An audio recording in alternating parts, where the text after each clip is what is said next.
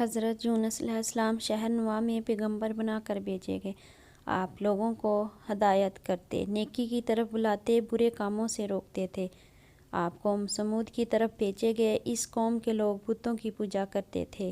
جب آپ لوگوں کو حق کی طرف بلاتے اور خدائے واحد پر ایمان لانے کی تلقین کرتے، لیکن لوگ آپ کی تعلیمات کا انکار کرتے اور حضرت یونس علیہ السلام سے کہتے کہ ہم تیرے خدا کو نہیں مانتے، اس پر آپ فرماتے کہ خدا کے عذاب سے ڈرو جو بہت سخت ہے۔ لوگ آپ کی باتیں سن کر آپ کا مذاق اڑاتے اور آپ کی راہ میں رکاوٹیں کھڑی کرتے۔ آپ نے قوم سمود کو راہ راست پر لانے کی بہت کوششیں کی، لیکن بھٹکی ہوئی قوم آپ کی نصیحت کا کوئی اثر نہ ہوا، تو آپ کو یقین ہو گیا کہ یہ لوگ ایمان نہیں لائیں گے۔ آپ مایوس ہو گئے۔ مایوسی کی حالت میں آپ نے قوم سمود کی تباہی بربادی کے لیے بددعا کی اور اس سرزمین سے نکل پڑے۔ چلتے چلتے دریائے فرات کے کنارے پہنچے تو دیکھا ایک کشتی کنارے پر لگی ہے، لوگ اس پر سوار ہو رہے ہیں۔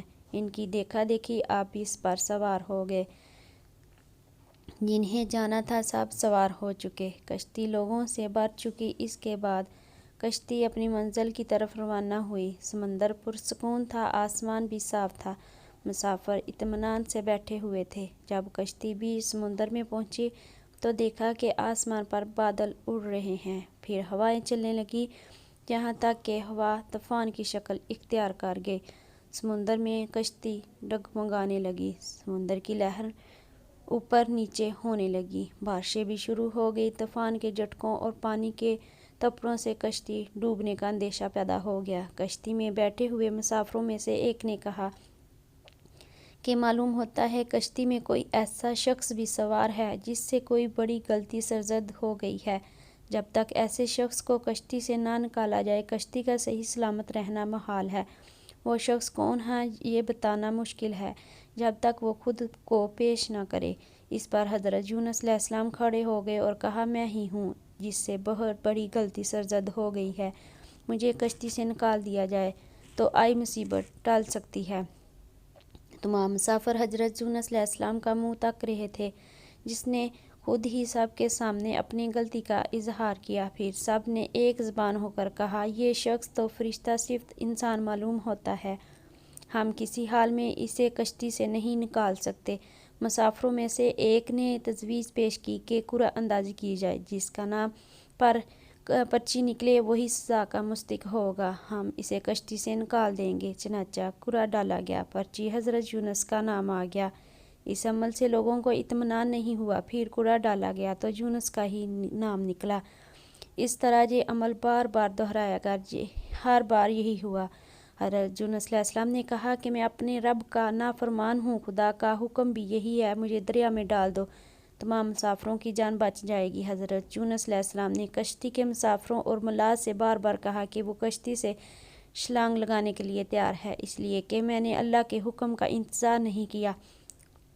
آخرکار کشتی کے مسافروں اور ملاح نے مان لیا اور حضرت یونس علیہ السلام کو دریا میں پھینک دیا۔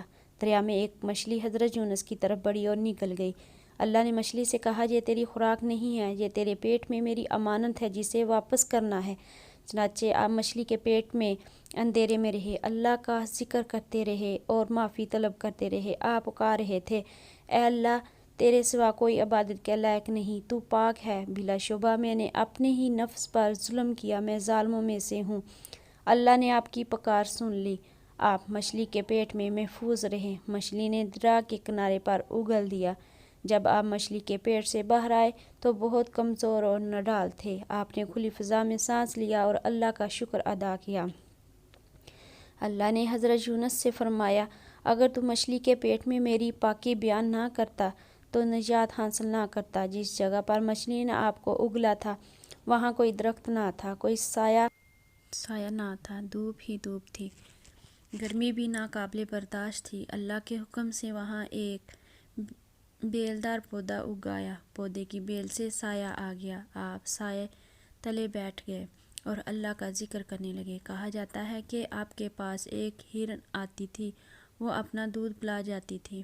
اللہ تعالیٰ فرماتا ہے ہم نے بغیر گھاس کی زمین پر ڈال دیا اور وہ بیمار تھا۔ ہم نے بیلدار درخت اگایا، ہم نے اس کو 1,00,000 آدمی کی طرف بھیجا، بلکہ اس سے بھی زیادہ۔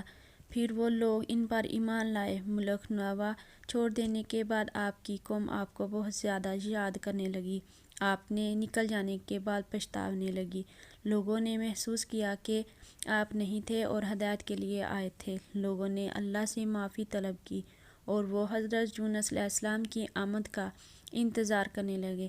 لوگوں نے اقرار کیا کہ ہم اللہ پر ایمان لائے اور اس بات پر بھی کہ یونس علیہ السلام اللہ کے بھیجے ہوئے نبی ہیں اور آپ کے لائے ہوئے پیغام پر یقین رکھتے ہیں اور یونس علیہ السلام کی تصدیق کرتے ہیں۔ اور قوم کے لوگ ایک دوسرے سے کہنے لگے کہ حضرت یونس علیہ السلام ہمارے درمیان آ جائیں تو ہم سب ان کی تعظیم کرنے لگیں گے اور ان کے حکم پر عمل کریں گے۔ اللہ تعالیٰ نے حضرت یونس علیہ السلام کو حکم دیا کہ وہ قوم کی طرف جائیں اور اللہ کا پیغام سنائیں اور انہیں برائی سے روکیں، نیکی کی طرف بلائیں، لوگوں کو آپس میں ایک دوسرے سے اچھا سلوک کرنے کی تلقین کریں۔ چنانچہ اللہ کے حکم پر جب آپ اپنی قوم کی طرف لوٹ آئے تو قوم نے خوشی اور مسرت کا اظہار کیا۔ آپ علیہ السلام کی آمد پر اللہ کا شکر ادا کیا۔ واپس آ کر حضرت یونس علیہ السلام نے تبلیغ شروع کر دی اور ہدایت دینے لگے کہ برے کاموں سے دور رہیں، ضرورت مندوں کی مدد کریں، بھوکھوں کو کھانا کھلائیں، ننگوں کو کپڑے پہنائیں، کسی کے ساتھ برا سلوک نہ کریں۔ جزاک اللہ۔ چینل کو سبسکرائب کریں، ویڈیو کو لائک کریں اور ثواب کی نیت سے شیئر کریں۔ ویڈیو دیکھنے کا شکریہ۔